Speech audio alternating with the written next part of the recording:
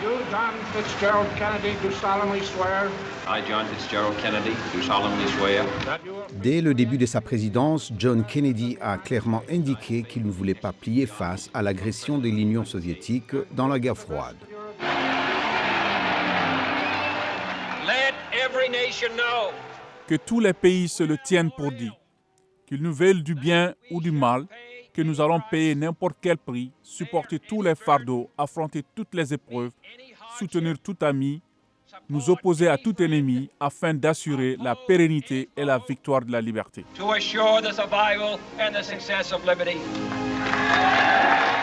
L'administration américaine venait juste de subir un revers avec l'affaire de Baie des Cochons, un plan infructueux de la CIA visant l'invasion de Cuba par des exilés anticastristes. Selon l'écrivain Robert Dalek, Kennedy en a tiré une précieuse leçon. It's an utter failure. Ce fut un échec total, tant et si bien que Kennedy a ensuite dit à plusieurs reprises « Comment ai-je pu être aussi stupide ?» Et il fut mortifié, profondément peiné par ce fiasco qui a créé une énorme crise de confiance entre lui et l'armée. Cet échec en début de mandat, combiné avec la jeunesse et l'inexpérience de Kennedy, signifiait qu'il devait gagner le respect des autres dirigeants dans le monde. Le président Kennedy fait face à son plus grand test en matière de politique étrangère en octobre 1962, lorsque les avions espions américains ont découvert des activités militaires soviétiques à Cuba. Durant la semaine écoulée, la preuve indiscutable a été établie qu'une quantité de sites devant abriter des missiles offensifs sont actuellement en préparation sur cette île-prison. Kennedy a ordonné un blocus naval de Cuba pour arrêter la livraison des missiles soviétiques. La crise de missiles qui a duré 13 jours a amené le monde au bord de la guerre nucléaire.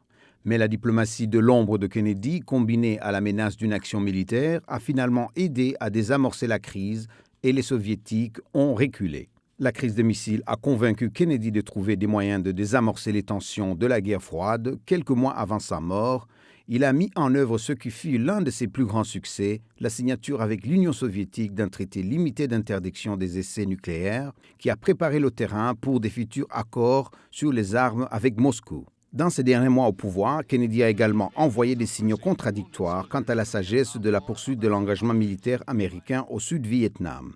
La présidence de John Kennedy fut brève, mais sa gestion de la crise des missiles cubains et les efforts pour la paix dans le monde restent des pièces maîtresses dans son héritage à la Maison-Blanche.